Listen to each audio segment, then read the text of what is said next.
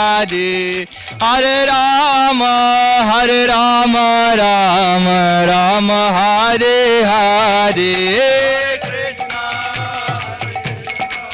Krishna Krishna Hare Hare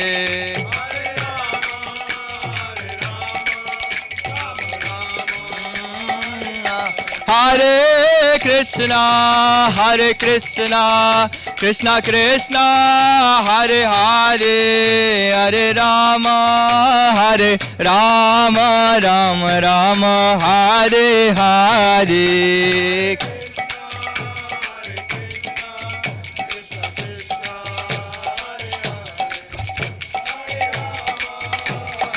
Krishna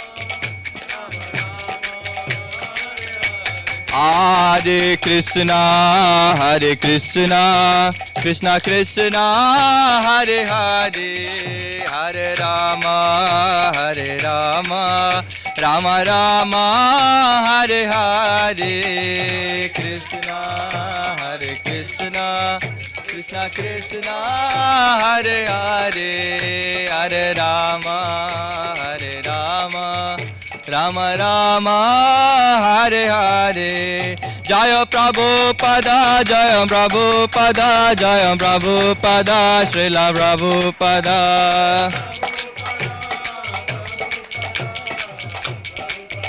Srila Prabhupada ki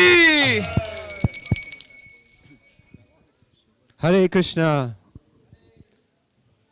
Hare Krishna, everybody. We would like to welcome you to Bhaktivedanta Manor this morning for the morning program for those of you who just arrived for this auspicious festival of Shri Krishna Janmashtami. Haribol, Shri Krishna Bhagavan ki. So first of all, the schedule for the day. So we'll have, in a minute, we'll have Vishakha Mataji giving us a little introduction about the festival. We have a play by the Bhaktivedanta players after that, and then class by His Grace Shonaka Rishi Prabhu, and after that we'll have Abhishek. And then the rest of the festivities kick off at midday in the festival area. So first of all, please let us invite Her Grace Vishakha Mataji to give us a little intro about the festival. Please welcome her with 3 big rounds of Haribol.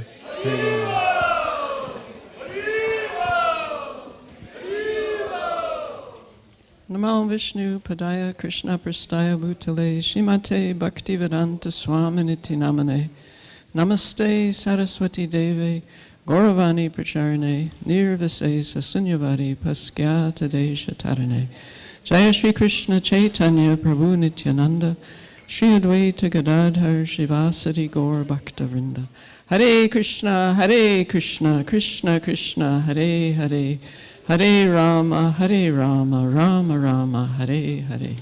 Thank you all very much for coming for this very auspicious day of Shri Krishna Janmashtami.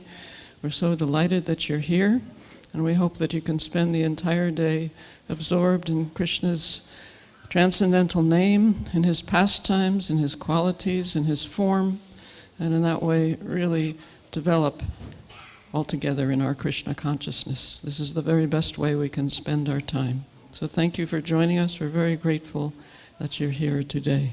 Hare Krishna. All glories to Srila Prabhupada.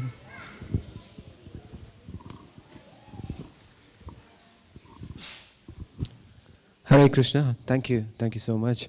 We now have a drama. It's about Shamantaka jewel, and this is by the Bhaktivedanta player Junior. So Jai Krishna Prabhu has been working with the children, and they've produced a wonderful drama. They've been working very hard, I've been told, and they're all ready to make the presentation. So let us all encourage them with a big, how shall we do it? Haribol, I guess. With a big Haribol. Haribol, a big round of applause as well. Haribol. Thank you.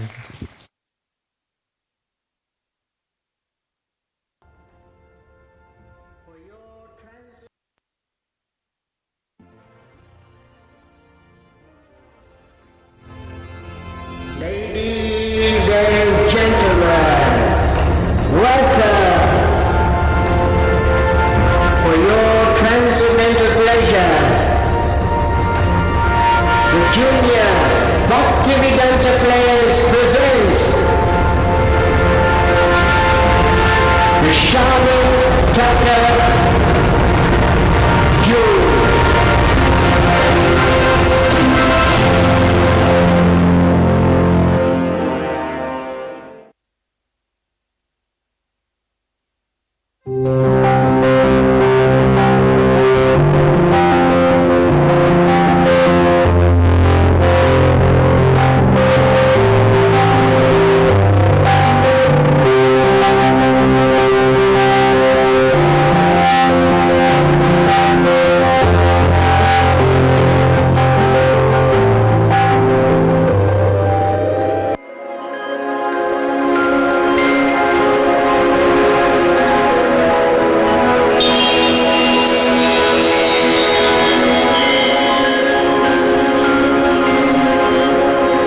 Such a splendorous jewel as this has never been seen before. Look how brightly it shines. Look deep into the unmatched jewel.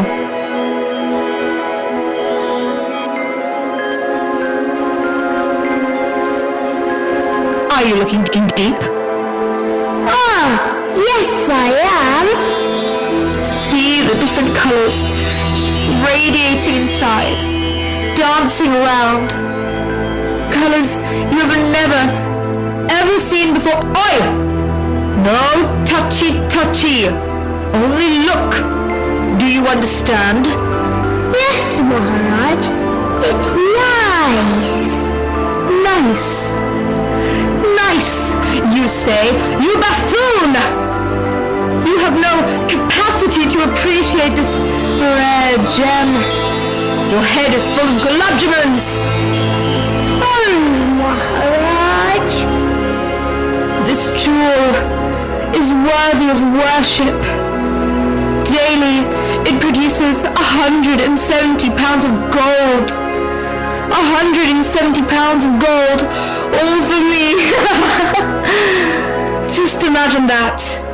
Who would not want to worship such a rare gem? Oh, I see. Yes, you're quite right, Maharaj. Hands off! I told you, no touchy. Do you understand with your tiny pea brain?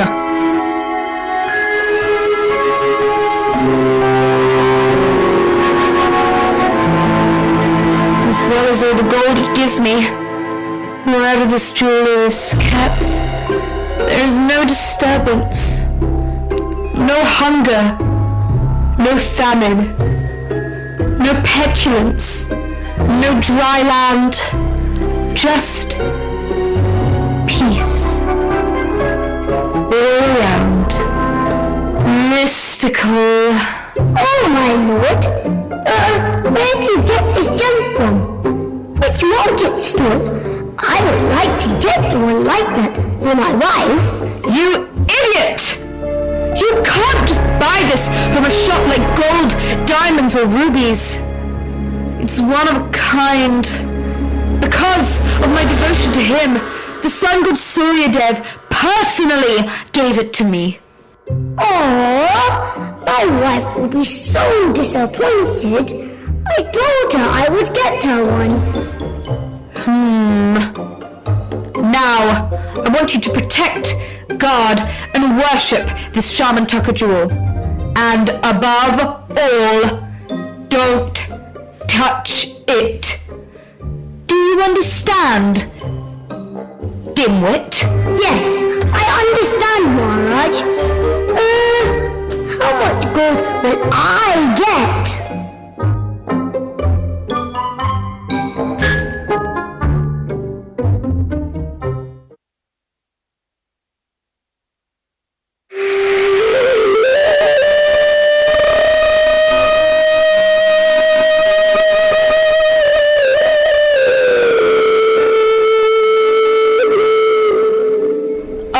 Saturday, the news is spreading about your visit to Dwarka with your magnificent Shamantaka jewel.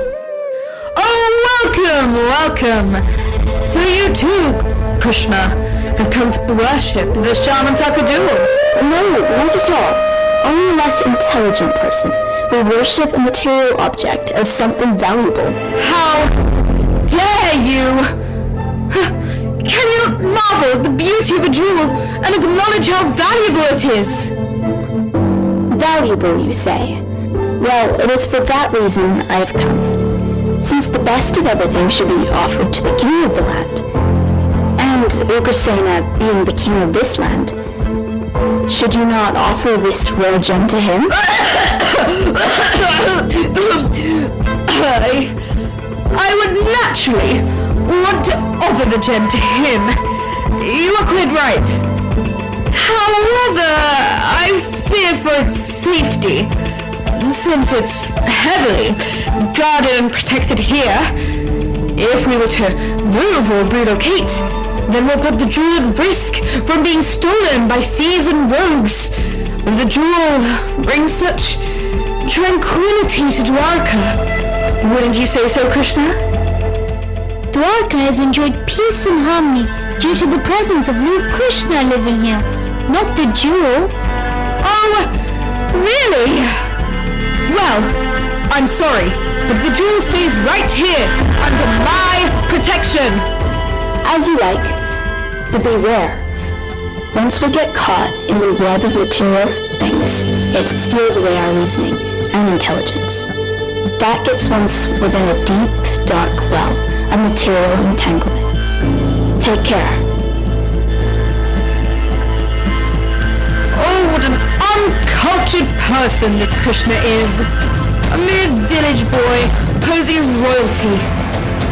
Never mind. I will not let it disturb my mind. But as for you, allow no one in here. Do you understand? Oh, yes, Maharaj. Especially watch that Krishna. I am entrusting you with the safety and worship of the jewel. Yes, Maharaj. Well, get on with it! I will, Maharaj. I will, Maharaj.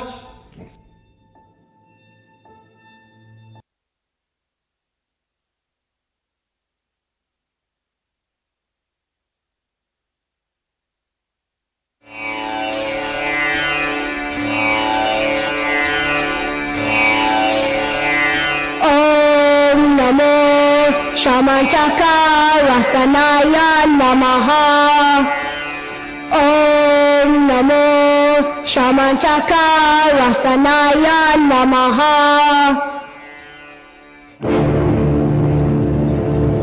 Oh my! I have never seen anything like it. Should I touch it now he is gone? You heard what my brother just said. No touchy touchy. Oh, Krishna, brother of Satyajit, what are you doing here? What do you think? Idiot! I'm taking the jewel for a ride. What on earth for? No, you cannot do that. Your brother has given me strict orders. This jewel shall remain here at all times. Did he now? You can't take the jewel! Satyajit will be outraged! He'll go bonkers! Stop! Stop! Stop! Let him go bonkers. It's too much of a wondrous jewel to be locked in here. I'll take it. No! You can't do that! Now, step aside, priest, or my sword goes into your Brahmin belly. You can get it everywhere. By now, I'm off for a gallop in the forest. Wait! If you can't take the jewel, stop! Oh, this is outrageous! The king shall hear of this!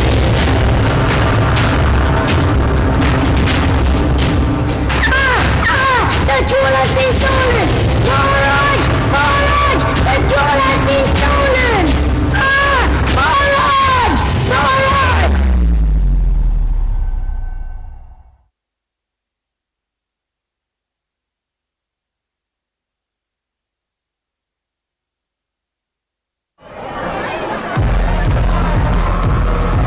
Oh, life is so wonderful! Hello everyone, look at me with my dazzling new toy. Do you like it? I know I do. Do I not look handsome with this amazing jewel around my neck? Oh yes, life is so great. Hello ladies, you look stunning. What's up? Hello gents, hello little birdies, hello squirrels, hello trees, hello leaves, hello rainbow, hello lion. Lion? Oh dear, I wasn't ready for this.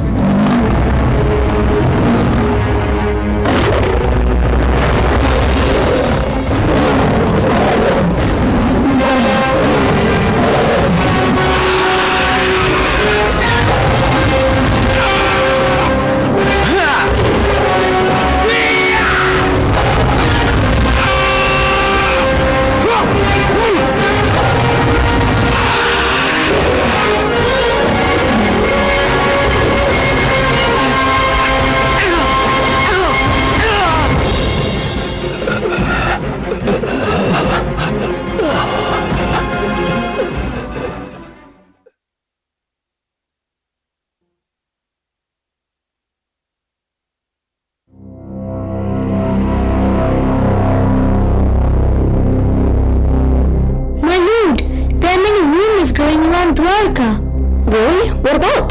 That you killed Prasanna and took the Shamantaka jewel for yourself. That is not good. When a leader has negative allegations pointed at him, it causes havoc in society. I want to clear my name. A leader should be above suspicion. I suggest we all go into the forest and get to the bottom of these rumors. Good idea. However, the forest is a dangerous place with many wild beasts. I can go alone. We want to come and assist you. We want to make sure you're safe, my lord. Satyajit may be so disturbed that he may try to ambush you. Do not worry about my safety. Come, let us go. However, we all must be very careful. This way, my lord. Mind your step. Look, hoofprints of a horse. That's Prasanna's horse. He must have come this way. Let us continue. See, the truck stopped all of a sudden. Seems like there was some kind of a struggle here, Krishna. Look, there's some blood here. And here, too. See here, the footprints of a huge lion. A lion, did you say? Should we go back and get help? Oh, look, my lord. It is the body of Prasanna. It's been mutilated. Oh, so much blood everywhere. Awful. We can conclude that Prasanna was attacked and killed by the lion. Look here, Krishna. The body of the dead lion. Such a huge lion. Seems whoever killed the lion possesses great powerful strength. Yet, no signs of the jewel anywhere. My lord, seems like there's a powerful creature lurking in this forest. In the light of this dangerous situation, maybe we should go back and get help. My lord, look, more tracks! They're leading into that dark tunnel. Maybe whoever took the jewel went there. We should get back and get help. I know you are afraid. There's nothing to fear. I shall go alone into the tunnel. Wait here until I return. But my lord, it's not safe. This large beast easily killed a huge lion. Do not worry about me. I am going in. Huh? This is all due to the rascal Satyajit with all his false rumors. I fear for the safety of our lord. Let us inform King Ugrasena.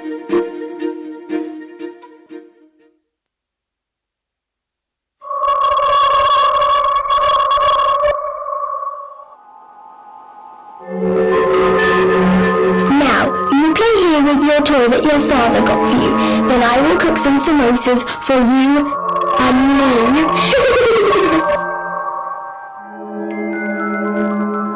Here, little child. Pass that here. There you go. Catch. Throw it back, throw it back. Jambavan! Oh, Jambavan! We have an intruder! Help! Help! Quick! Come help! Who dares to come in the house of Jambavan and cause a disturbance to my child? They will pay with their lives. now fight for what your miserable life is worth. Fight! Fight!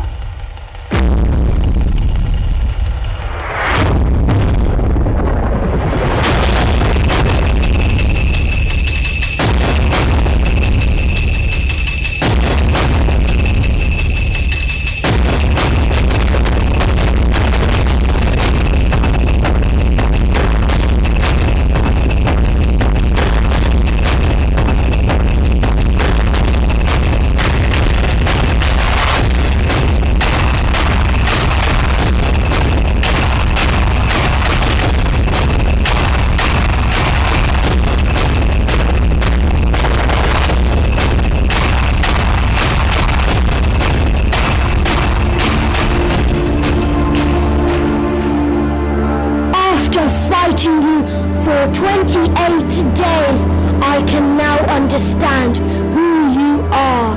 You are the Supreme Personality of Godhead.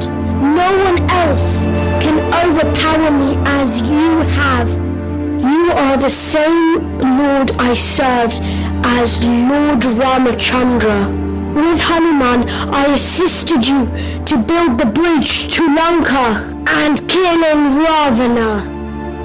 My lord, please excuse my foolishness by not recognizing you who you really are.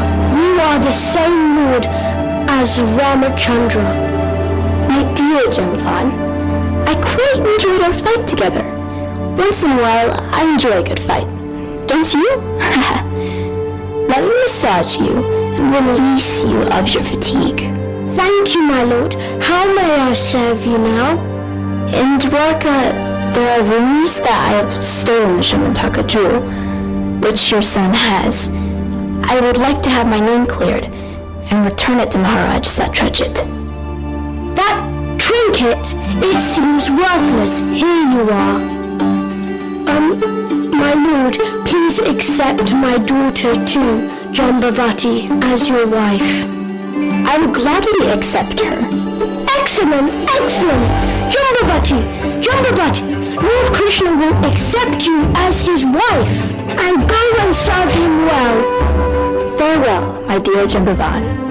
Please allow me to serve you eternally, my lord.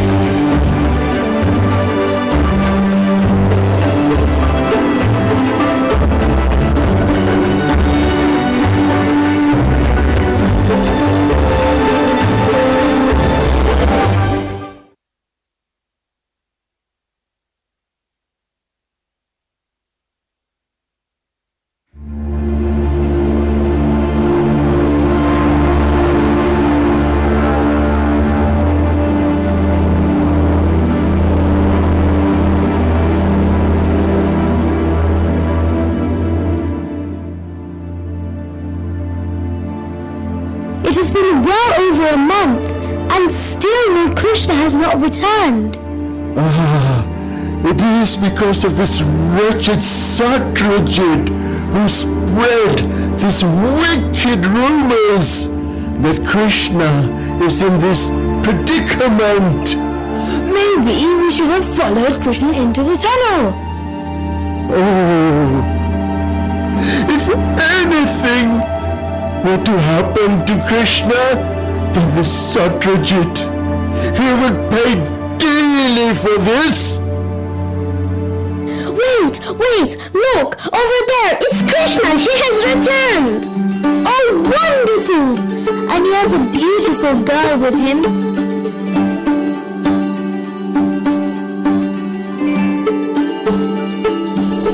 Oh, Krishna, we were so worried about you. We are so happy you have returned and you are safe. Oh, Krishna, you are the life of Dwarka.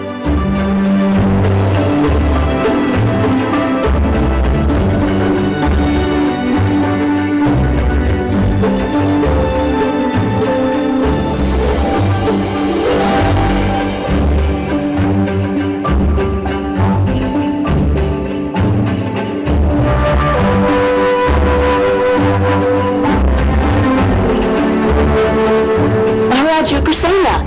It is wonderful to see you again. Please accept my respects. Who is this beautiful girl with you, Krishna? This is Jambavati, my new wife-to-be. Oh, she's so gorgeous. Welcome. Welcome to the city of Dwarka. Jambavati, how fortunate you are to have Lord Krishna as your husband. Yuvraj, please ask Satyajit to come here. I have the Shamantaka jewel with me.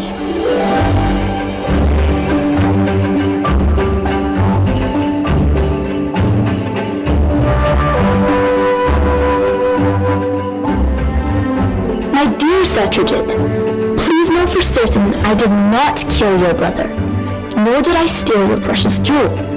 Your brother was killed in the forest by a lion.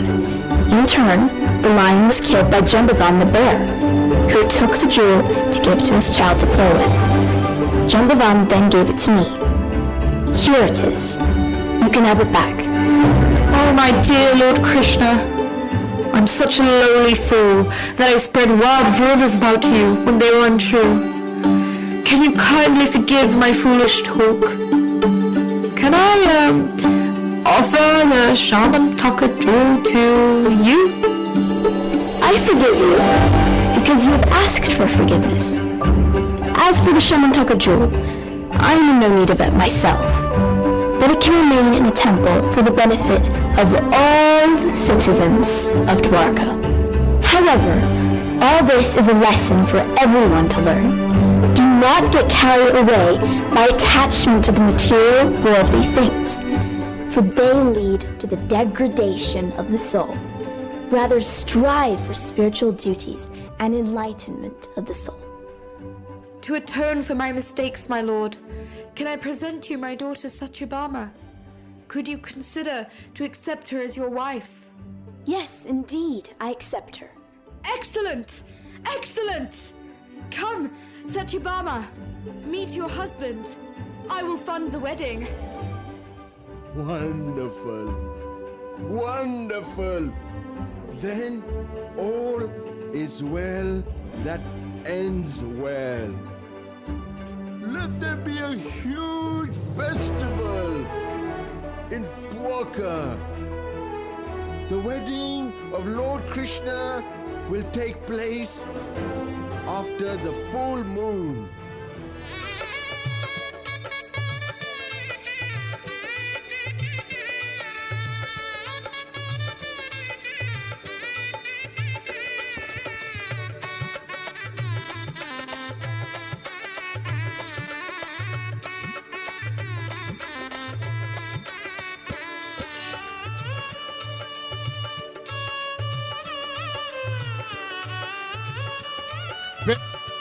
Oh, the junior Bhaktivedanta players, Devo!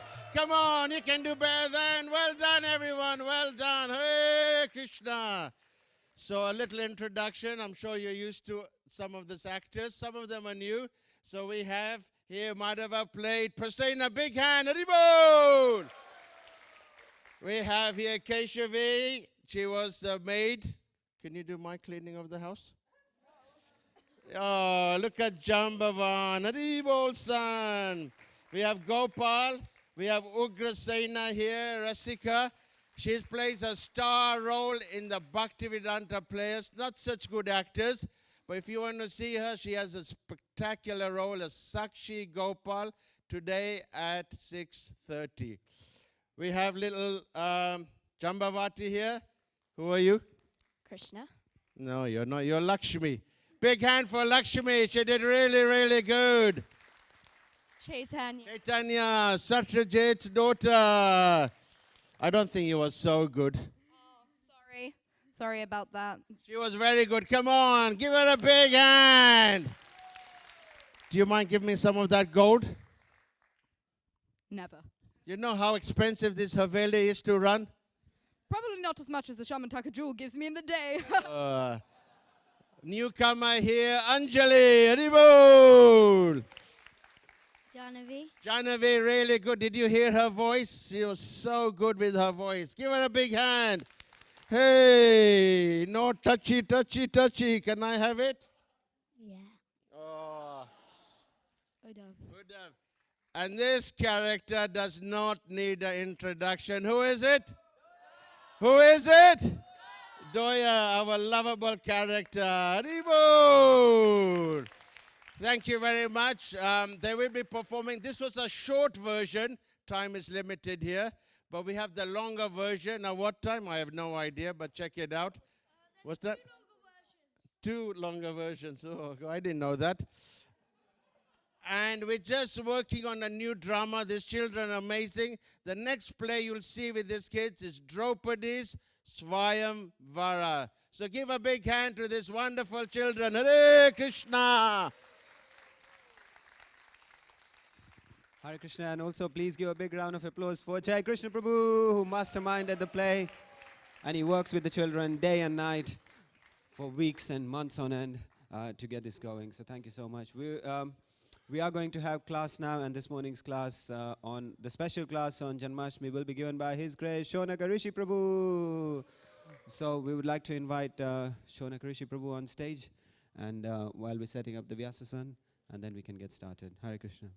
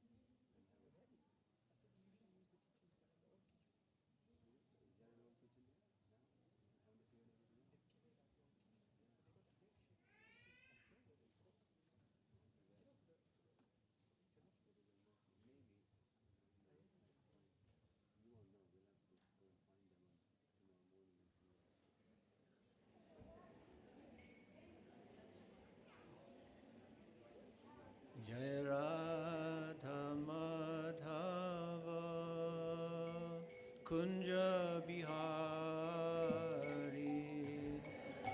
Radha Madhava Kunja Bihari Jaya Radha Madhava Kunja Bihari Radha Madhava Kunja Bihari Gopi Janavalabha Girivaradhari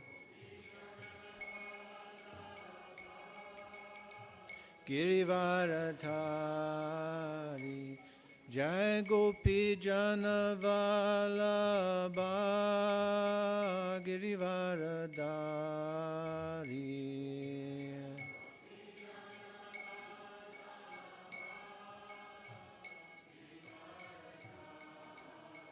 Yashodanandana Brajajana Ranjana Nandana Brajajana Ranjana Yashodanandana Brajajana Ranjana Dana Brajajana Ranjana Yamuna Tira Vanachari Tira Vanachari Yamuna Tira Vanachari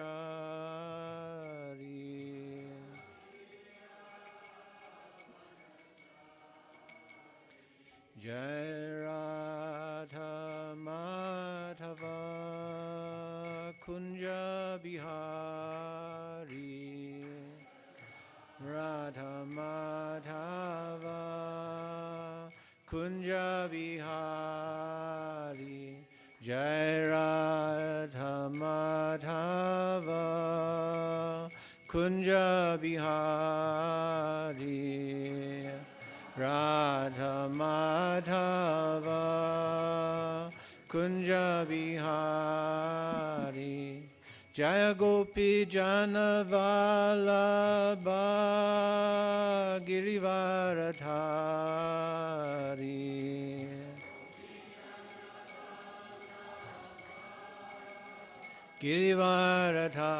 Girivaradhari Jaya Gopi Jana Vallabha Girivaradhari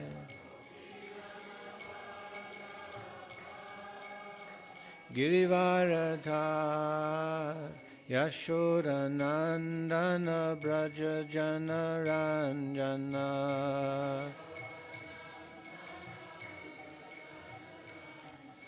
Yashodanandana Brajajana Ranjana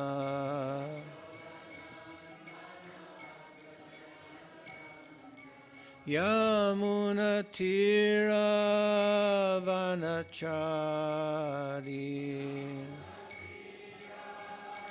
Vanachari Yamuna Tira Vanachari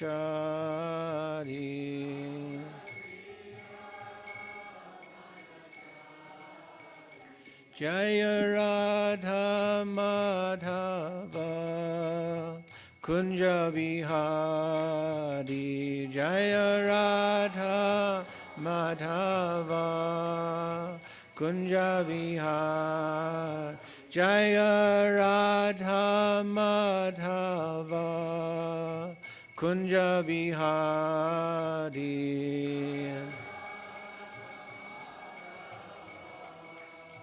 Kunja Bihari Jaya Gopi Jana Vallabha Girivaradhari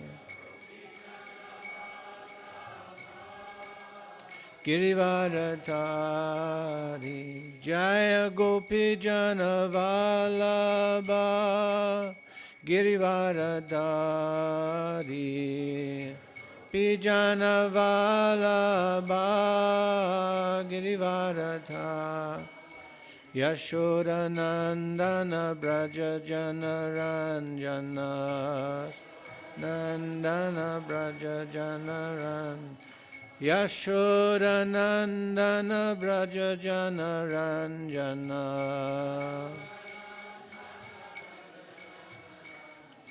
Yamuna Tira Vanachari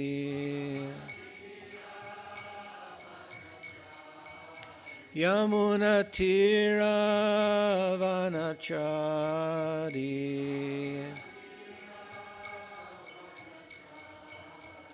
Jaya Radha Madhava Kunja Bihari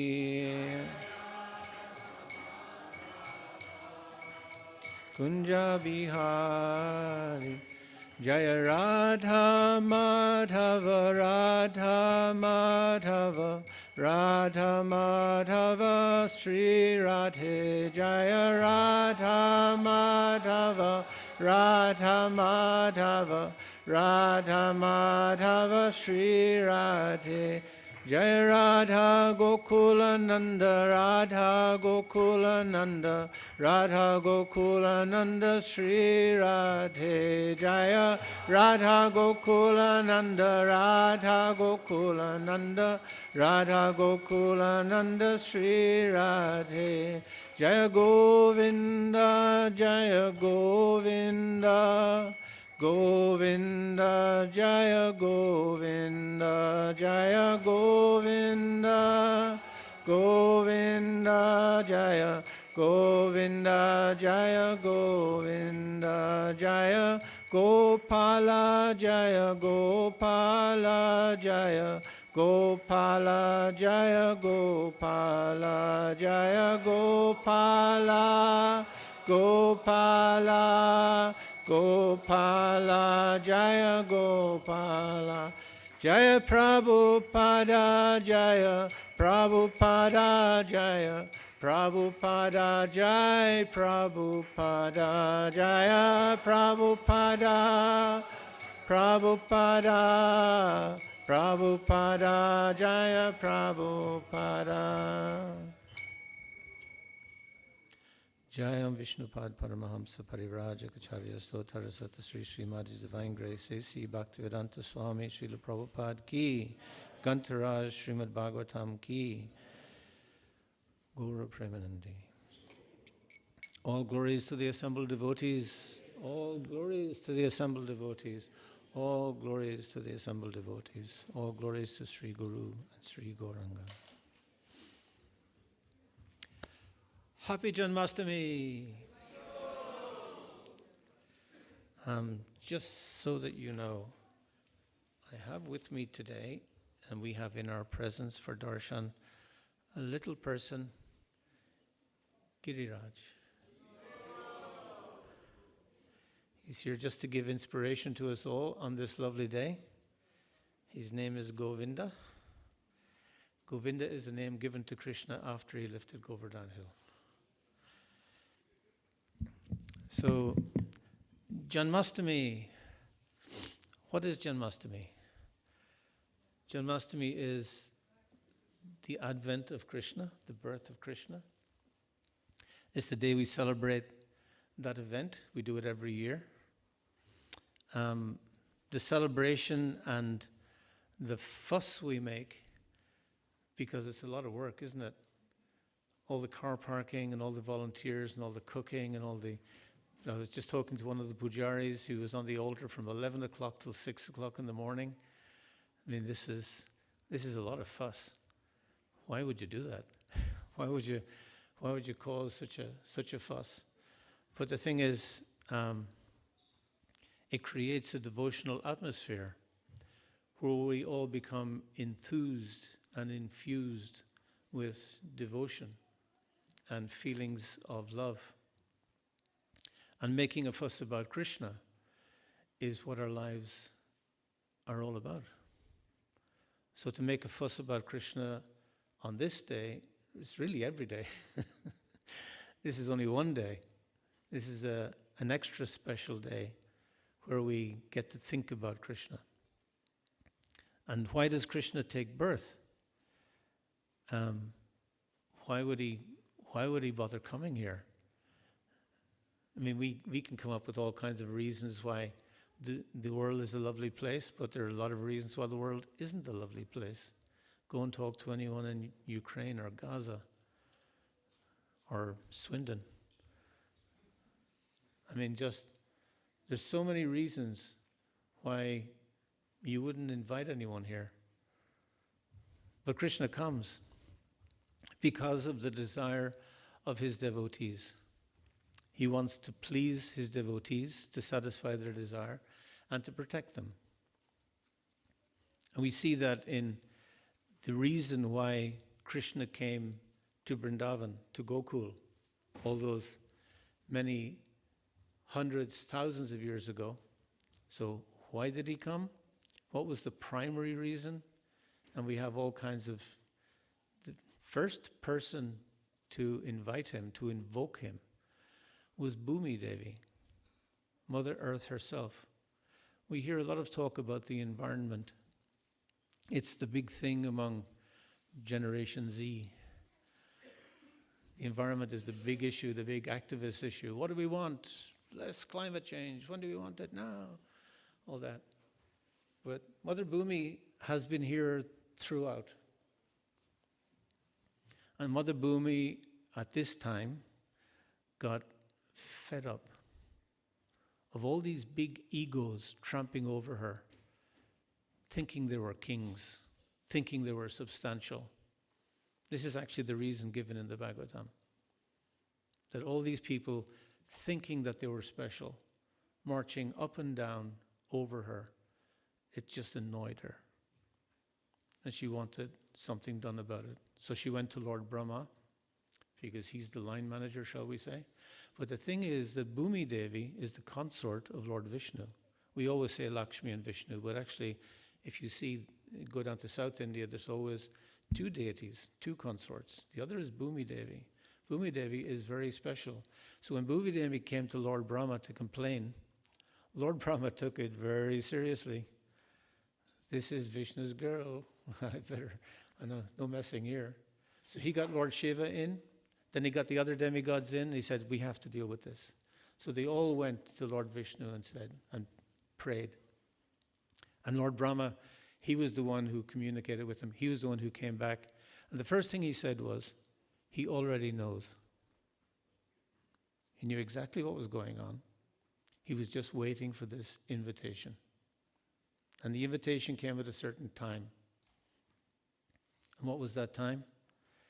It was the time when it was ready. When Bhumi came and gave her invocation of Krishna, said, Krishna has to deal with this. But then Vasudeva and Devaki, they were previously Prishni and Sutapa. They wanted Krishna as a child. Nanda and Yashoda wanted Krishna as his child. So many devotees wanted to engage with Krishna here. So Krishna just pressed the button. Okay, let it happen. And Brahma knew exactly what to do. And he went and told all the demigods and all the devotees, you all have to take birth now in this Braj area. So that's how it happened. But it's very interesting that the whole thing was kicked off by Mother Bhumi and how significant Bhumi is.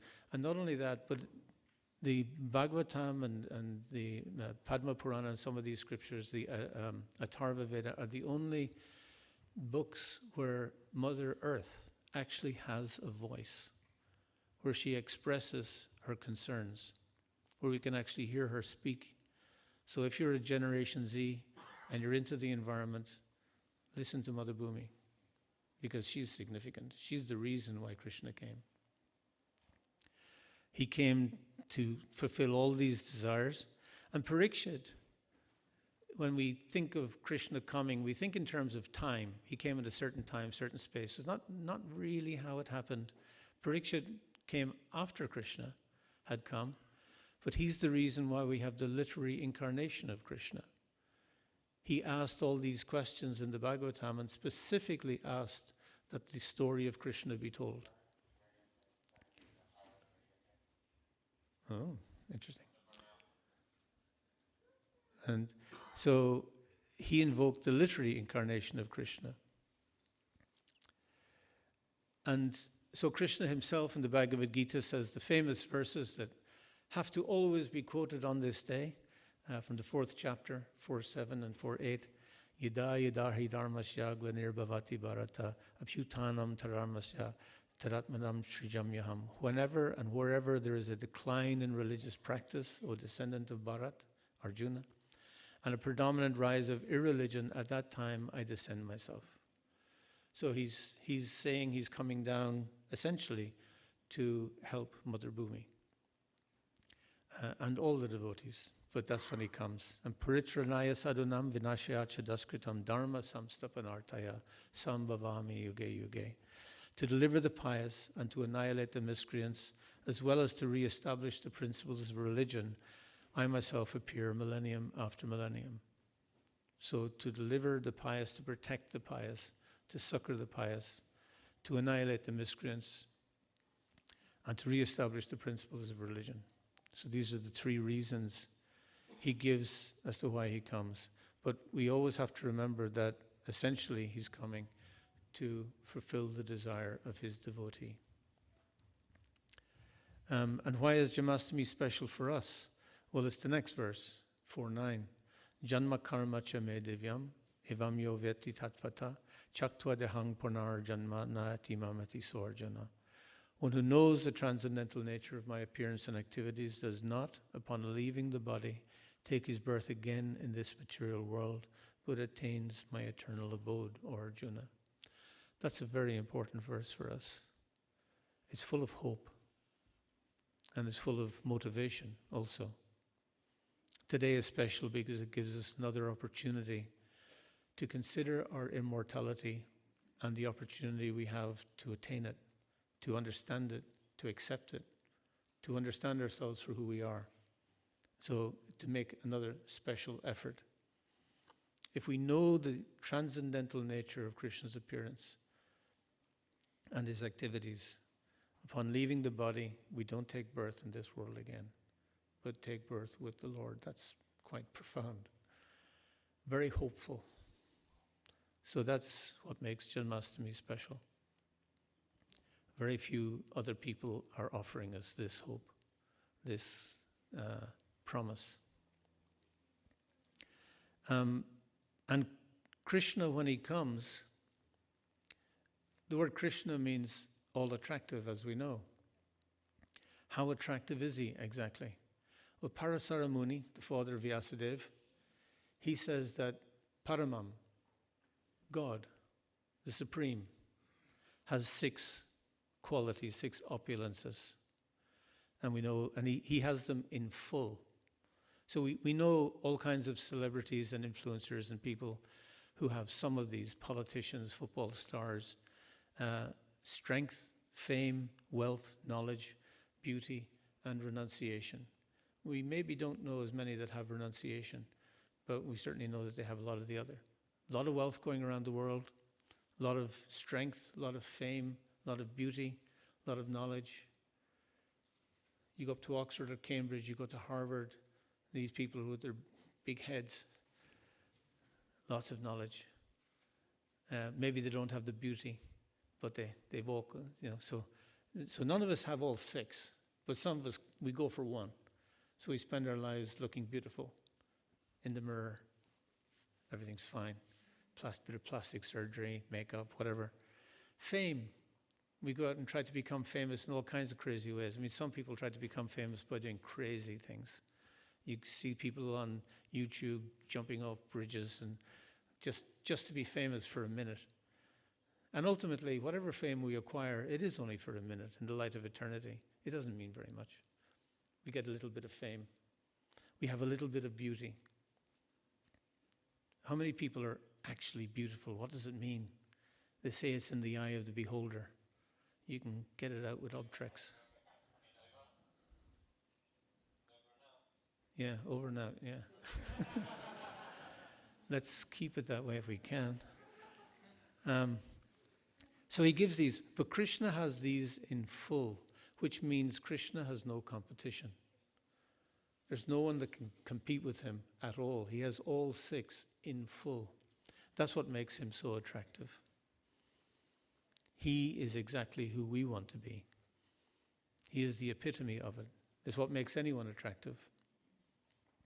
Rupa Goswami in the Nectar Devotion gives us 64 qualities. He gives us 60 qualities, things like beautiful features of the entire body, strong, highly learned, grateful, forbearing, religious, the protector of all surrendered souls, possessing all mystic perfections, all cognizant, all worshipable. In the first canto of the Bhagavatam, when Parikshit Maharaj travels around wanting to experience the advent of Kali Yuga, he sees Dharma the bull with one leg, broken. And Mother Bhumi, again Mother Bhumi, comes as a cow and speaks to Dharma the bull. And she talks to him about Krishna's qualities as well, and talks about equality, tolerance, equanimity, leadership, chivalry, kind-heartedness, perfection in all knowledge, fidelity, fame, worship. She goes on to give 40 qualities. So that's 60, 40, that's 100. And there's so many other places. If we were to ask Narada Muni, he'd give us a list. Anyone we ask is going to give us a list of wonderful qualities of Krishna. The point is that Krishna has unlimited qualities.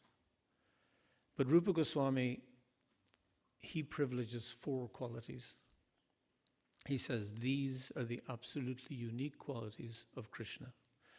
And they are, he is the performer of wonderful varieties of pastimes, especially his childhood pastimes. So he's talking here about Krishna in Vrindavan, not any other form of Krishna, but Krishna in Vrindavan. He is surrounded by devotees endowed with wonderful love of Godhead. Another, he can attract all living entities all over the universes by playing on his flute. What a wonderful vision. And he has wonderful excellence of beauty that cannot be rivaled anywhere in the creation, not only among humans. Any concept of beauty that we come across, Krishna surpasses it. So if we see Krishna, we just melt. We just fall in love. But these 4 are all about relationship. And ultimately, they're all about love. And that is surely the most attractive thing. That's what makes Krishna most attractive, more attractive than any other idea we have of God. I'll go over him again. He's the performer of wonderful varieties of pastimes, especially his childhood pastimes. And we see in his childhood pastimes, even with our little Giriraj here, he lifts Govardhan Hill with the little finger of his left hand. It's like a joke. And he protects everyone.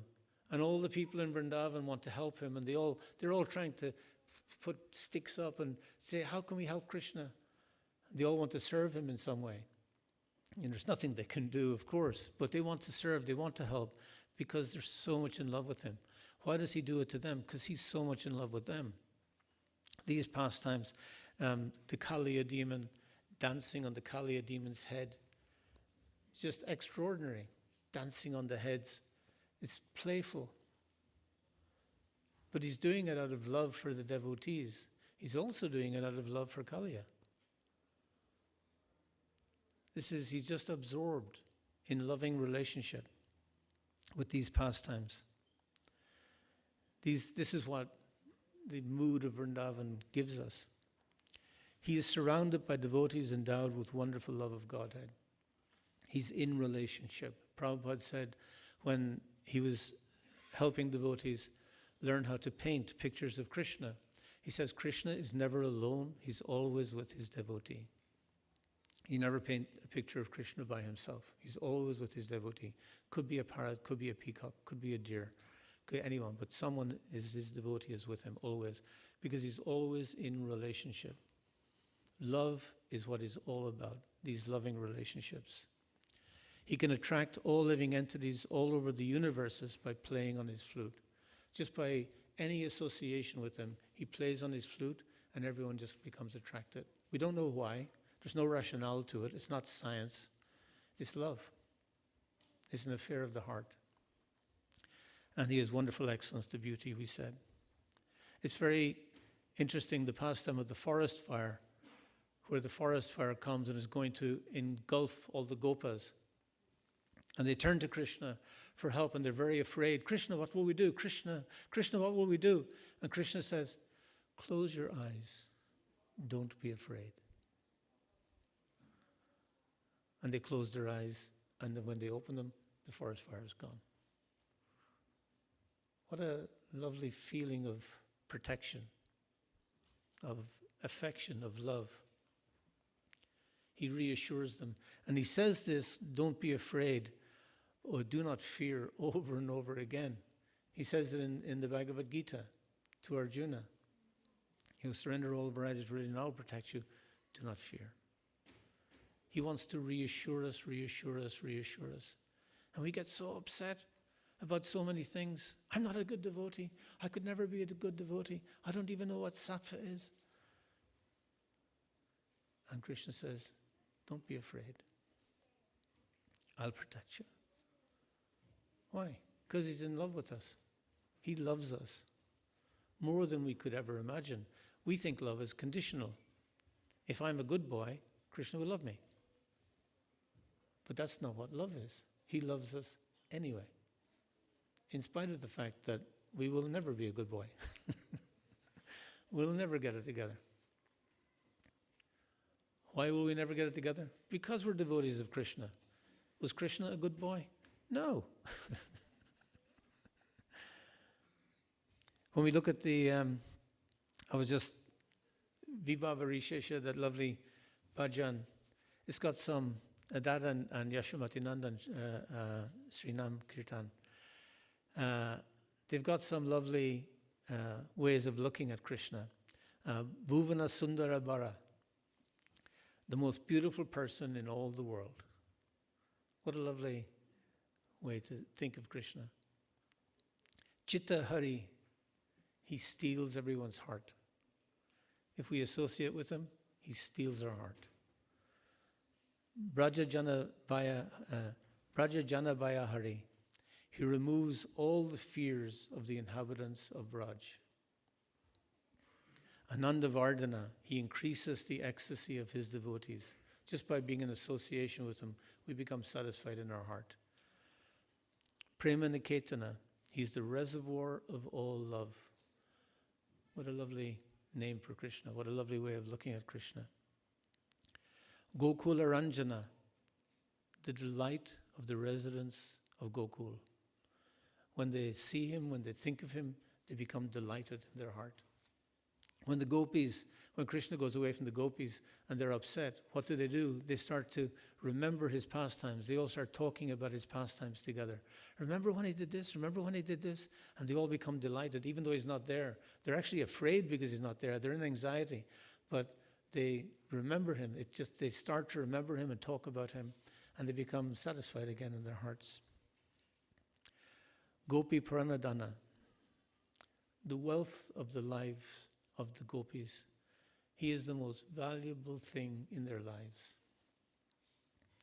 That's what a wonderful gift to see Krishna as the most valuable thing in our lives. We have so many things that are valuable to us, and we should write them down and see where Krishna comes. 10, 14, 12, number 20. For the gopis, he's the most valuable thing. He's the only wealth they have. Suvas. Does anyone know what Suvas means? I really like the Suvas one. It means he's a great dresser. He's a lovely dresser. So anyone who likes to dress up, just like Krishna. Krishna likes to dress up. So he obviously loves you. You get on well together.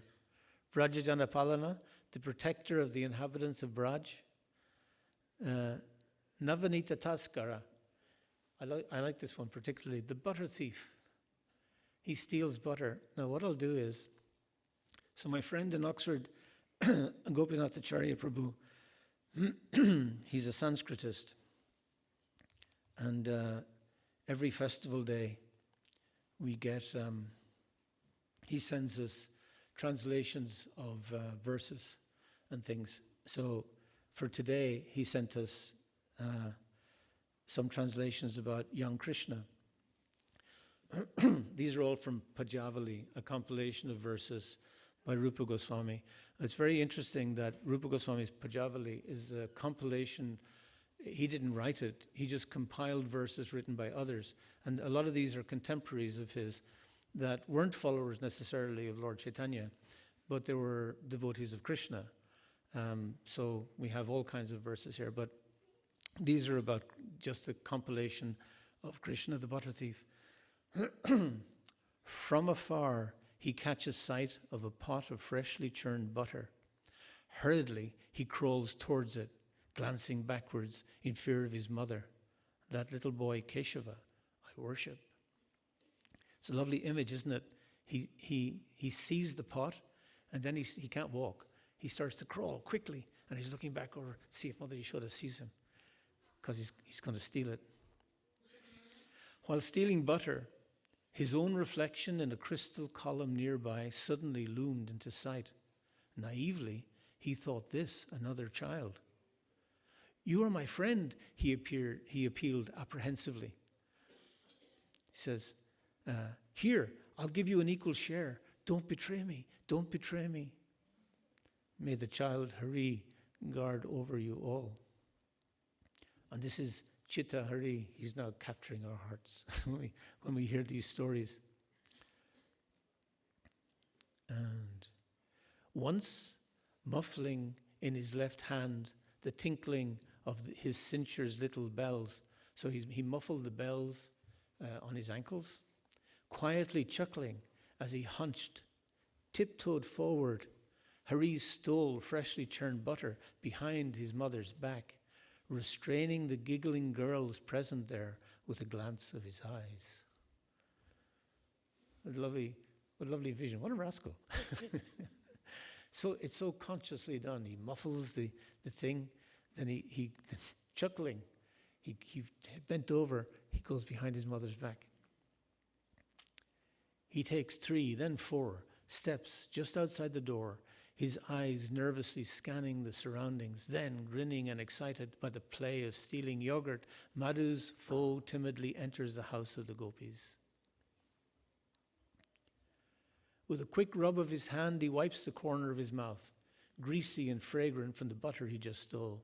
He smells his hand and smells it again, quickly quietening his girdle of bells as his large, restless eyes repeatedly scan his surroundings. The cunning cowherd child very slowly approaches his mother. So he's stolen the butter and he's trying to wipe it off his face, but he's still smelling it, trying to enjoy it a little bit as he approaches his mother. So that's, and then Vrindavan Nattabara. He is the great dancer of Vrindavan. So he's a great dresser, he's a great dancer. He engages in so many wonderful things. So if anyone wants to be on Strictly Come Dancing, go for it. You can pretend you're Krishna. So Krishna is very attractive. So the question we have is, when did we become attracted to Krishna? It's a question I'm asking you to reflect on this question. Can you remember when you became attracted to Krishna? I don't mean when did you join the Hare Krishna movement. Oops. I'm getting one of those cramps in the leg. Inconvenient time. Can we remember not when we heard the philosophy or something like that, but when did we become attracted to Krishna? And was there a moment? And I suggest that there was. And who introduced us to Krishna? Because we're always introduced by someone. There's always a person involved. And we need to remember the story, because it's our story. It's not anyone else's. Our relationship with Krishna is individual and unique. And our experience of Krishna is unique. And we have to remember it. We have to remember how we were introduced to Krishna as a person and how we became attracted to Krishna. So who showed us what Krishna's love looks like or how it feels? My story of being introduced to Krishna, because I have thought about it. So in the first week I joined the temple, I joined because Krishna consciousness ticked a lot of boxes in the Christianity I was trying to practice. The idea that you're not the body was fascinating. That opened up so many possibilities. And when you join ISKCON, you join for these reasons, but you have to accept all this stuff. So you end up standing in front of deities and bowing down and standing up, and you don't know what's going on half the time. I remember my friend Rasada said when he first came to the temple and everyone bowed down for Premadwani prayers and Ki Jai, he honestly thought people were looking for a key. And all down on the ground looking for a key. So in the first week, after a few days, and in the first week I was just talking to someone about it before the class. In the first week, when you join a temple, you're up at all hours in the morning, and by 8 o'clock in the morning, you've done a full day's work, and you're starving. And after the first week, you're totally disoriented. It's like sleep deprivation and overwork, and there's all kinds of stuff going on. It takes you time to acclimatize. But one of the things I had to acclimatize to was, in the evening, we'd stop and we'd all sit. We had these little tables. It was like a monastery in the temple. It was very nicely done. All these little tables, everyone had their little table, and we sat cross-legged, and we had a glass of hot milk and an apple, and that was our evening meal. And we were so happy with that. Now, interestingly, Ayurvedically, that's a terrible combination, just to let you know, but we didn't know that at the time. So, but one devotee used to sit up, Madhavi was his name, and he used to sit up and read the Krishna book. And this was our introduction to the Krishna book, and actually our introduction to Krishna and his pastimes, over and above philosophy and other things we were listening to. And interestingly, Madhavi was my Bhakti leader, and I met him last year at the reunion, the 50 years of the anniversary here, for the first time in 45 years. And it was wonderful to meet him again. I didn't recognize him at all, and he didn't know me from Adam. But I was so happy to thank him for everything I've done since is based on his mercy. But anyway, we were listening to the Krishna book, and after the Krishna book, I don't know why I asked this question. It's a bit forward, but I put up my hand and I said, so we have to believe that God is a blue boy. It suddenly struck me. And because I was struggling with this. I'd never heard this before, that God could be a child and blue. It's a bit strange. So Madhavi just sat, and he tilted his head to one side, looking at me quizzically, and he said, God can do whatever he likes. He can be whoever he likes. And it was such a simple answer, and it was said with such personal conviction that I really got it. Of course he can. What was I thinking? That was my introduction to Krishna, the little blue boy. All of a sudden, Krishna was possible. So then every evening, I actually listened to the story in a completely different way. This wasn't allegory or metaphor. This wasn't a symbolic representation of God. This was about God. This wasn't a myth. It wasn't a story. This was about God. All of a sudden, it was different. So he introduced me to Krishna as a person, and such a kind thing to do for someone. Now, I'm going to read another a passage from the Krishna book that really helped me again understand this point about Krishna being all attractive and having an experience of Krishna. This is from the Krishna book, chapter 21. The gopi is attracted by the flute. Another gopi said to her friends, "My dear friends, the cows are also charmed as soon as they hear the transcendental sound of the flute of Krishna. It sounds to them like the pouring of nectar, and they immediately spread their long ears just to catch the liquid nectar of the flute. As for the calves, they are struck with devotion, and tears glide down from their eyes. As for the calves, they are seen with the teats of their mothers pressed in their mouths, but they cannot suck the milk. They remain struck with devotion, and tears glide down from their eyes, illustrating vividly how they are embracing Krishna heart to heart." And I remember when I first read that as a young devotee, I was really struck by it, that the calves were stunned, tears gliding down their eyes, and they were experiencing Krishna heart to heart. And that said everything about Krishna consciousness for me. It helped me understand who Krishna was, how all attractive he was. This wasn't about a human experience. This was about the experience of all life. Krishna is in love with everyone. Everyone is in love with Krishna. That capacity is there. And when we talk about love, this is what we're aspiring for. This is why Krishna becomes attractive. And Krishna becomes, he attracts everyone because of this heart-to-heart. If we can become a devotee of Krishna and know our story, remember our experience of Krishna, and develop that experience of Krishna as the most precious thing, the wealth of our life, then we can understand what love is. And this comes into how do we enthuse other people to engage with Krishna? Because if we have something wealthy, then we want to share it. If something's valuable, we want to share it. We want other people to experience it, our experience. So how do we share the experience? So I'll tell you a story about something that happened to me here at Bhaktivedanta Manor many years ago. There was a group of people from other faiths. There were Muslims and Jews and Christians.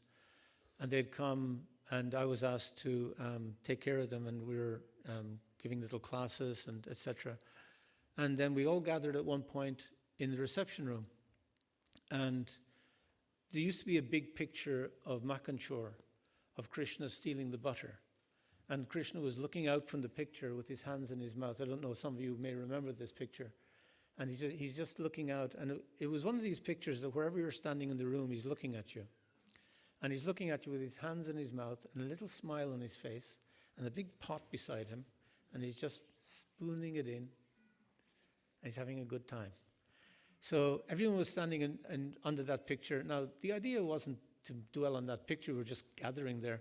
But someone in the group turned around to me and said, "What does that picture mean?" So how do you explain Krishna to someone? Well, we can explain you're not the body. We can explain philosophy and concepts.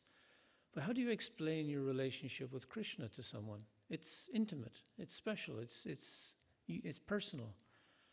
And it's also, where's the reference point for all these people that God is a child and God is blue and God steals butter and tells lies and, it doesn't sound like the God that they understand. It begins to become a bit challenging.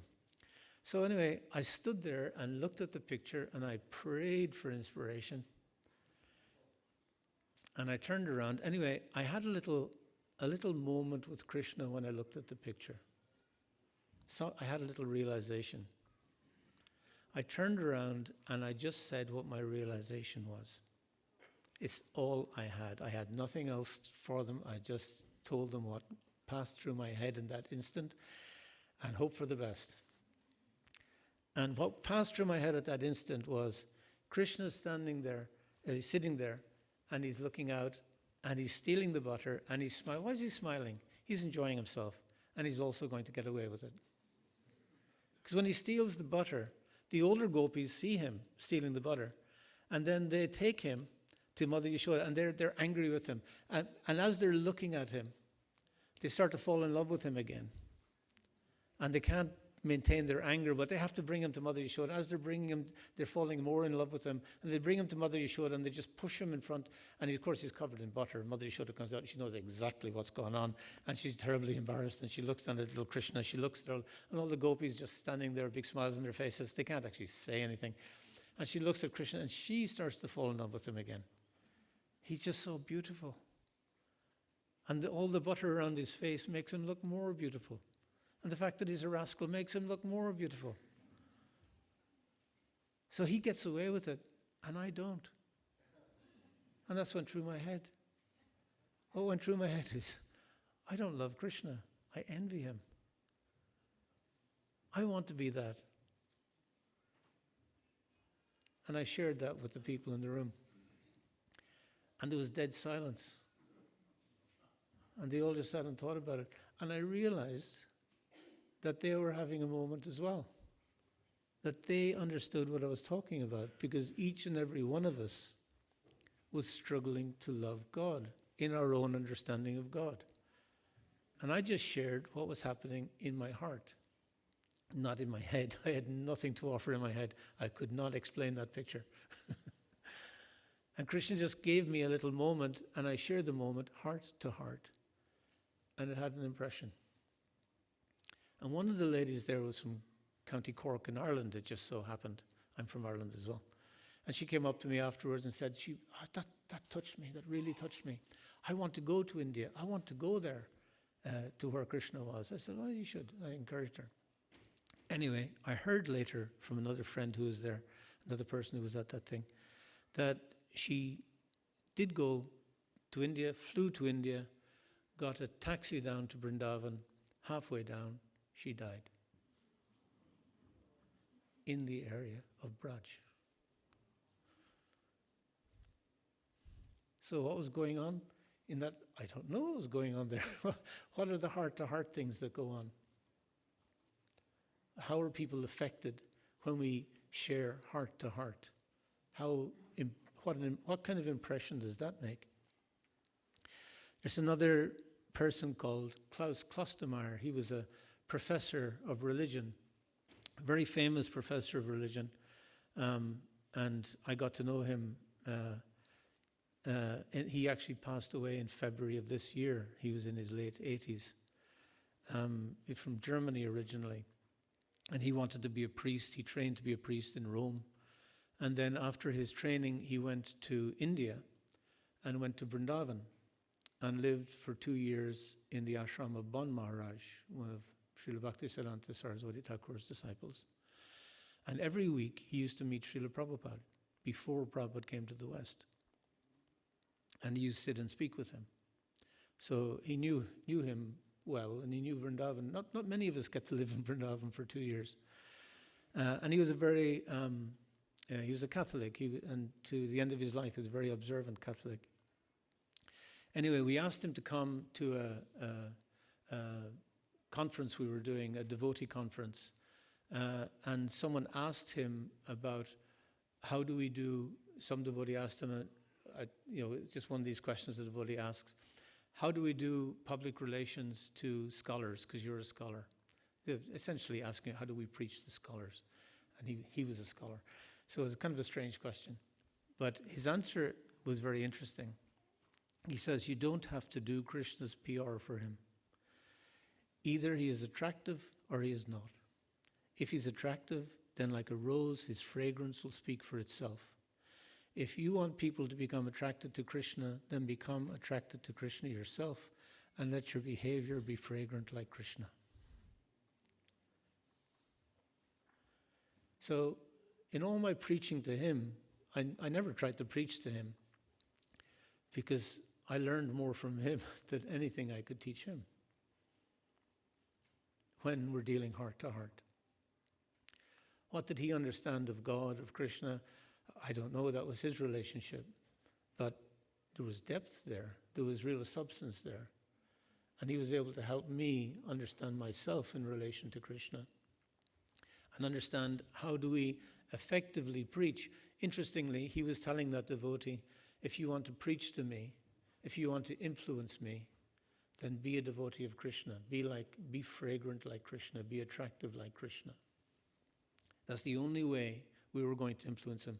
Not any of our words, blah, blah, blah, and being able to tell him how much philosophy we know. He knew 10 times more philosophy than any one of us. That was his expertise. Any of our theology, he was a theologian. There was nothing we could teach him. All we could do was have a relationship with him. And that's what would influence his heart. That's what would make an impression. So if we have something valuable, we have to share it, but heart to heart. That's the essence. That's the challenge to us. It really is a challenge. And in the Bhagavad Gita, I think the most important verse about preaching is 10:9. Makchata Makata Prana Bodhayanta Parasparam Katayantas Chamam Nityam Tushanticha Ramanticha. Where do devotees get their enthusiasm, their happiness, their bliss? Bodhayanta Parasparam, sharing realization. That means heart to heart. It's a little incident that happened in the reception room. They're the moments when we share realization that's real to us. It is our relationship with Krishna. Then that touches someone's heart, and then that person can share their realization back. In fact, Prabhupada said the Bhagavatam class is about devotees sharing their realization. It's not just to show how learned we are. Maybe we're not learned. That doesn't matter. It's about sharing realization. We have some realization, some experience of Krishna, then share it with whoever is there. And let them meditate on it, think about it. And then the next day they come up and share their realization of Krishna. This is a formalization of that. But in our friendships we should have that. And Katayantas, to talk about the pastimes of Krishna. And our pastimes with Krishna, because we're having pastimes with Krishna. We have little moments with Krishna, where Krishna reciprocates with us. I'll share a little moment with little Giriraj. You see Giriraj has two big eyes. So one morning there was a devotee and she was leaving her body. And I was going every day. And that morning I was doing my puja and I asked, it was getting close to the time, I asked Giriraj, do you want to come? Do you want to come and be with her and give her your darshan? So I brought him over for the bathing, and then I looked for his eyes, and I could only find one. And the other eye had disappeared.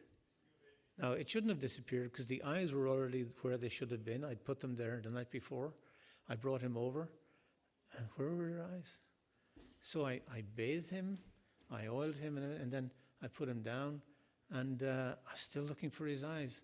And then I turned him around, and his eye was stuck to his back. And I thought, oh, that's his answer. He wants to come. Now, you could say that's a speculation, but it's my relationship with Krishna. Everything that happens on the altar is Krishna communicating with me. That's as I understand it. So I took him, and so Govardhan comes to the house. When I got to the house, Krishna Kshetra Maharaj had sent a reading about Govardhan to her. And then Braj Bihari, 2 hours later from Washington, he sent over a little video talking about Govardhan. This is 3 people talking about Govardhan. And then later in the day, this devotee, Param, who's a photographer, sent a picture of Govardhan. And then in the evening, there was a kirtan. There was about 320 people at this kirtan. Online, it was all on Zoom. And then Ritaptaja Swami was attending the kirtan every evening. And he was in America with another Swami. And the other Swami says, what are you doing now? He says, I'm going on to this kirtan. He says, oh, who is it? It's this devotee, Ananda Kishori. She's leaving her body. And he says, can I come? And he came. And who is he? Giriraj Swami. So the whole day, we were all laughing. Nanda Kishora was dying, but we were all laughing. She was laughing at how Krishna was coming and making it so obvious, his love, showering her, making it so obvious from all kinds of wonderful devotees. This is Krishna's love. And so we're all here as devotees because of one person. Who is that person? Prabhupada. And his love, his example to us is a life of love of Krishna. His love was expressed by his sacrifice, his journey, his old age, his heart attacks, his humility, his determination, his hope, his affection, his strength, his vision, his faith, his forgiveness, his understanding, his compassion, his broad mind, and his soft heart. We're all attracted to Prabhupada and the devotees who lead lives that are obviously following his example. He's someone who's opened up this vista to Krishna's attraction to us, and we can never thank him enough. Sri Krishna Janmashtami ki, Srila Prabhupada ki.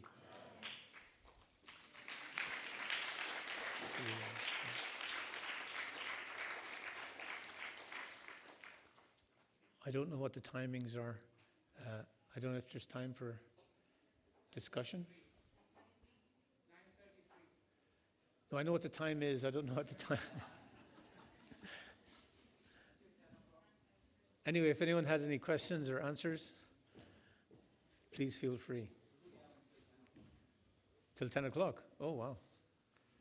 Someone better have a question.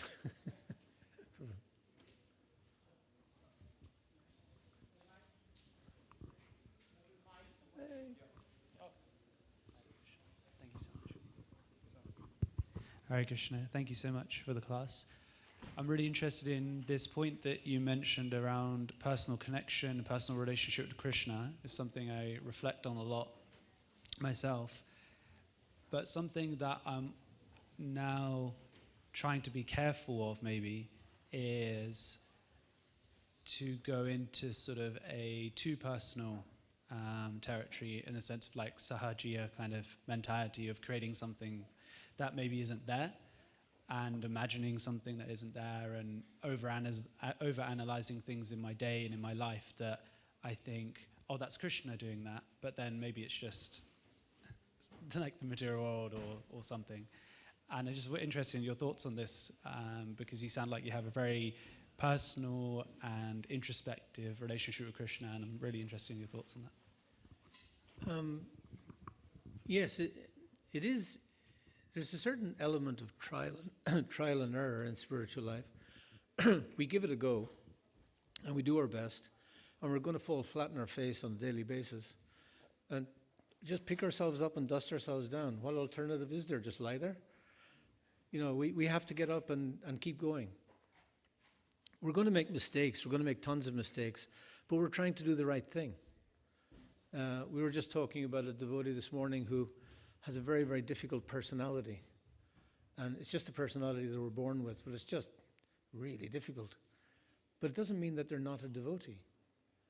They're trying their best with this handicap.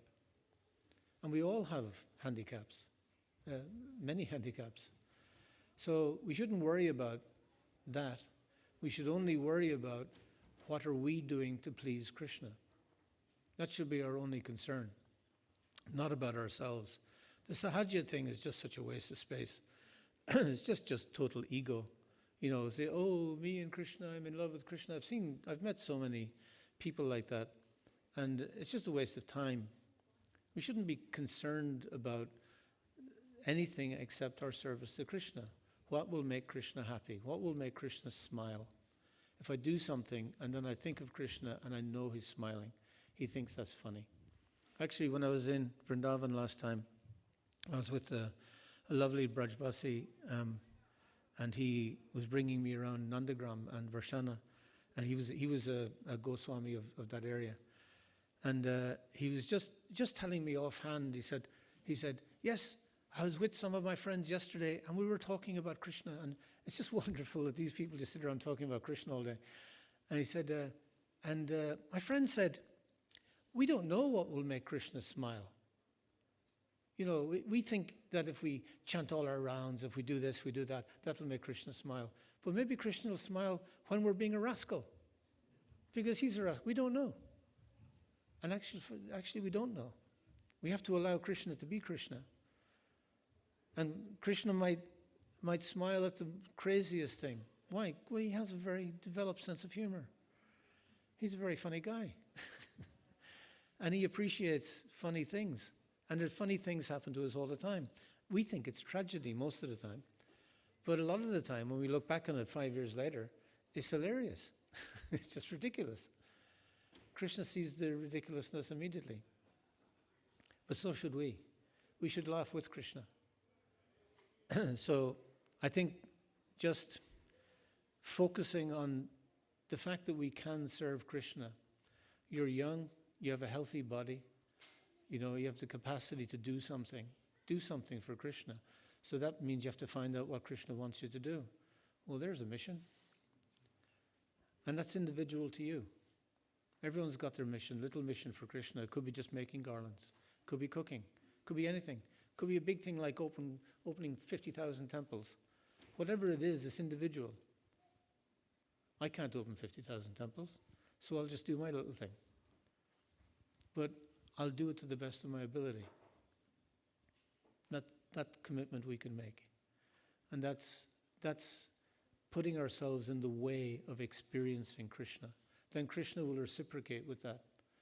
If he sees us trying to be responsible, then he'll respond.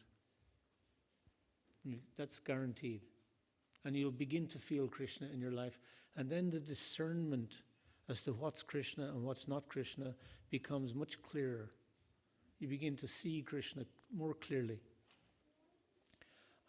I had, many years ago, I had, it was actually at Janmashtami time, the week before Janmashtami. I had to go in for an operation. It was a 1-hour procedure. They had to give me general anesthetic, but it was 1 hour. I'd stay in the hospital for a couple of hours and then I'd go home. That's all it was. So no big deal. So no, I don't like needles and stuff. Maybe some people also don't like needles and stuff. So I went in and I was reading the Krishna book, preparing myself for Janmashtami. And in the Krishna book, I said that any difficulty in the life of a devotee is accepted by the devotee as prasad, as the mercy of the Lord, and said whether it's fame or infamy, happiness or distress. And I said, I realized this is how the acharyas see the world. They see the world in terms of Krishna. And whether it's happiness or distress, they see it as Krishna. They accept it as Krishna, as mercy of Krishna. I said, that's wonderful. Well, in my little situation today, the little inconvenience of having to get needles and things, I'll accept this as the mercy of Krishna. So that was my meditation. So that was and I'll just say, thank you, Krishna. That'll be my response. So it was just a little meditation, only going to happen a few hours. I went in, had the operation. Now the difficulty is, I generally didn't get sick. So I never took drugs. I never got headaches. I never took paracetamol. They gave me a general anesthetic. I woke up, I was supposed to wake up an hour later. I woke up 7 hours later. So that was the first hiccup. So I had to stay overnight in the hospital. I got out the next day. I woke up the next morning in agony, absolute agony. And I didn't want to disturb my wife because she was ill. And I was there for 5 hours in agony. I didn't know what was wrong. So eventually my wife drove me to the hospital. And all throughout the whole thing, I had to say, thank you, Krishna. So I got to the hospital and they did another operation on me to see what was wrong. Couldn't find anything. This was going on. Thank you, Krishna.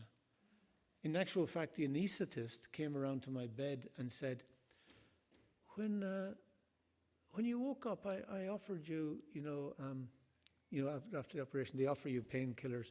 Now, I don't remember any of this because I didn't actually wake up. But he said, but you said, thank you, Krishna. He said, what did you mean by that? So anyway, I ended up in and out of hospital for a week. And then it was Janmashtami Day. I had an operation on Janmashtami Day. And obviously I was going to miss Janmashtami. I woke up at 12 midnight, looked at my watch and went, Hare Krishna. Out. Anyway, 3 operations later, 2.5 weeks later, they found out that they had left staples from the first operation inside me, and they were working their way down my system. And this was the difficulty. And I'd gone through this whole, so I had this little vrata, thank you, Krishna, it's only going to last a few hours. What does Krishna do? Krishna stretches this thing whole out over 2.5 weeks, says, what about now? What about now? What about now? And the whole thing was just funny. I was laughing. he's so funny. I mean, it was painful. It was the worst pain I ever experienced in my life. But it was such a setup. You have to give it to him.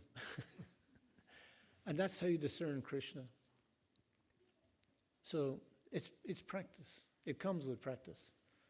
And when you see Krishna, you know for a fact, based on your experience, you know it's Krishna.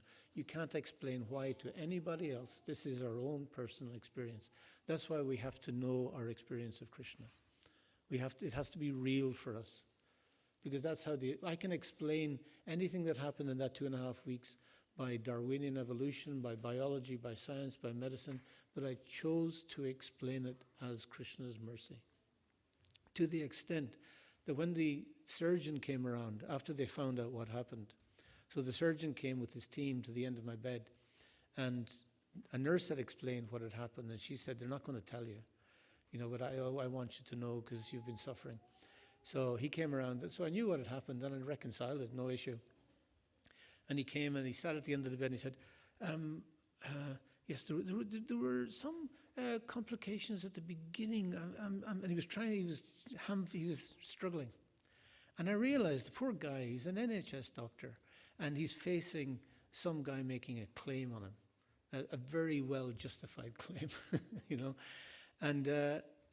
and he has enough troubles. He's trying to do a service to people. He has enough troubles. Why should I add to that? And if I had said that I'm going to make a claim, then I'm saying that it wasn't Krishna's mercy. So I said that to him. I said, I'm not going to make a claim. It was the mercy of God. And he just sat there looking at me, and all the team looked at each other, looked back. And I really didn't care what they thought. It was important for me to say it, to me. I had to convince myself that this was the right thing. We have to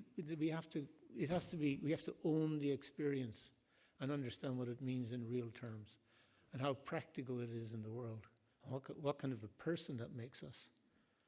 So I said that to him. He knew as a Hare Krishna. Everyone in the hospital knew as a Hare Krishna.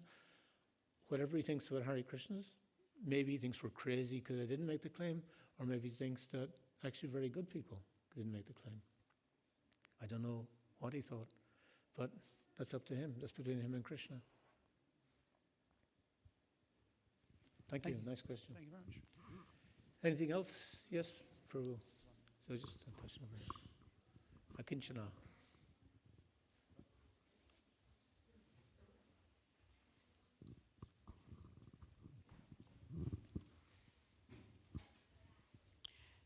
This is not a question, but it's a comment that I'd like to make. It's actually a breath of fresh air listening to your class today. It's actually a breath of fresh air listening to your class today. In order for us to go back home, back to Krishna, we have to develop the love for Krishna. So unless we see ourselves in relation to Krishna, like you say, in the small things or in the big things through our daily experiences, how are we going to develop that love for Krishna? So it's very reassuring as well. Krishna gives us reassurances, like in the quotes that you made, that he is there for us. So it's actually a really nice experience listening to you on how you are experiencing that. You're experiencing that Krishna from that Krishna book in your own life. Queen Kunti's experience was, I'm helpless, I'm dependent on you. And that's a different way of looking at it. But if reading the scriptures just remains to us on a philosophical basis and it doesn't go any deeper, then are we developing our real love for Krishna? So thank you for the way you've presented it. It's very reassuring. Thank you. Krishna is reassuring. Krishna is reassuring. Thank you, Krishna. Lovely comment. Sham. Hare Krishna. I'll second that. Thank you very much for an inspiring Harikatha and sharing your realization heart to heart. Thank you very much. There's one point I didn't quite understand is when you said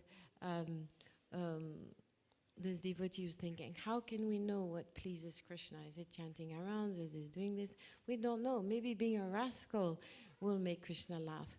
And so that could be misconstrued a bit, it might be controversial. And I'm just thinking, so I wanted you to explain a bit more what you meant by that, because we know that we don't imitate the acharyas, but we follow in their footsteps. And all the acharyas that we have in our line, they exemplify the perfect Vaishnava etiquette, the perfect example, and developing all the qualities of honesty and yes, all these things. So can you explain what you meant by that, please? No, certainly. You're perfectly right. Thank you.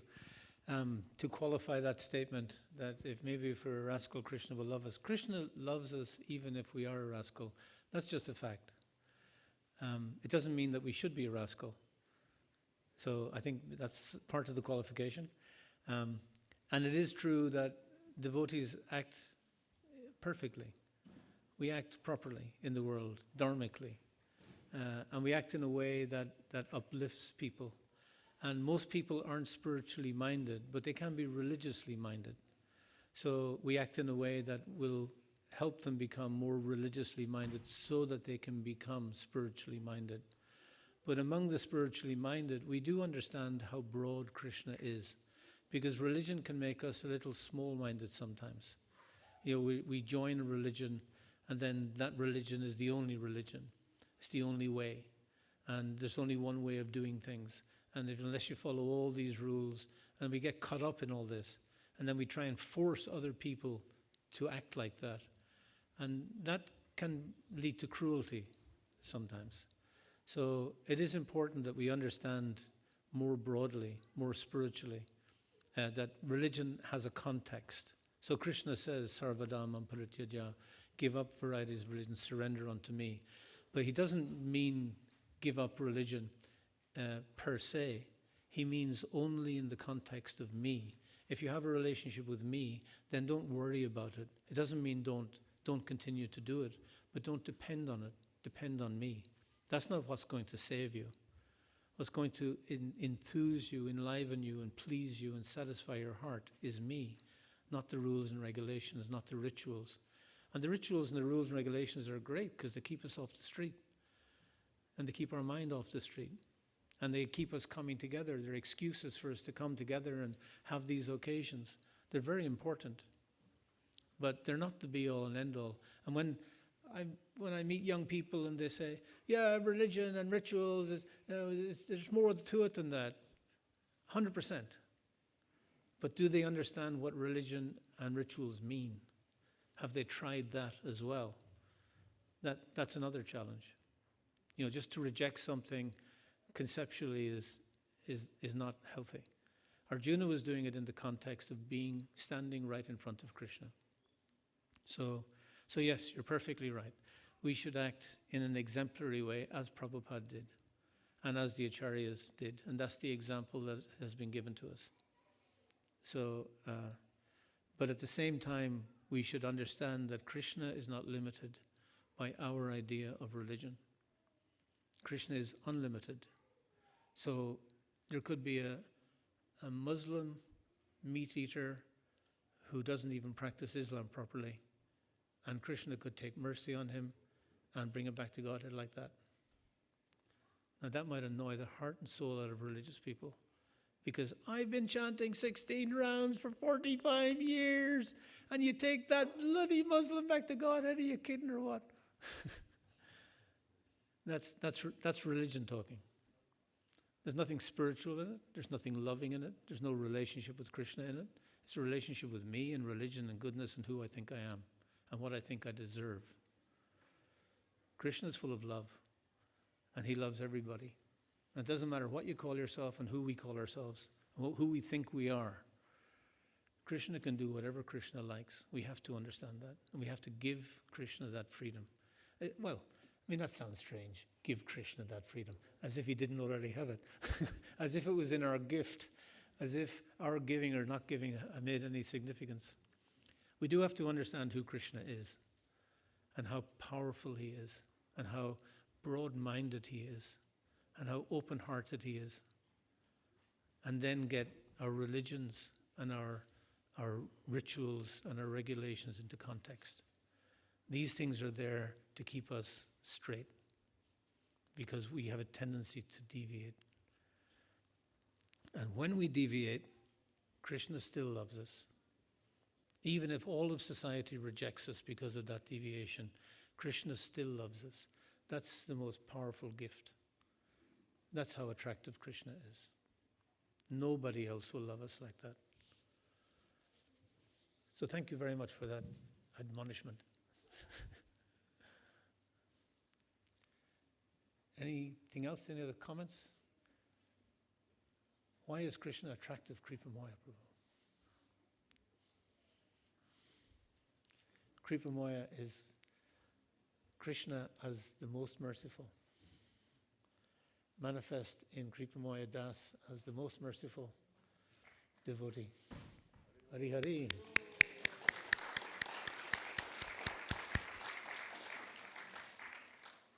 He's been a pillar in this community for 2 generations now. And when we meet devotees like that, then he's the person you should be asking, what is your experience of Krishna? What should I do? The person here, this is our guide. Ask him while he's here. We're not here forever.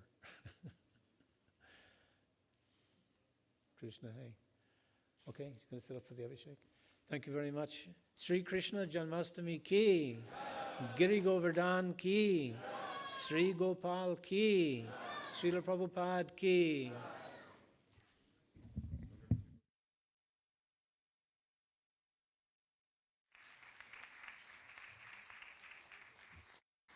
Haribol, Haribol, Hare Krishna. His Grace Shona Rishi Prabhu ki jai. So we will have Abhishek now, and the devotees are going to set up. In the meantime, we'll start kirtan. We have a kirtan team here, hopefully. Radhika Ranjana Prabhu is here.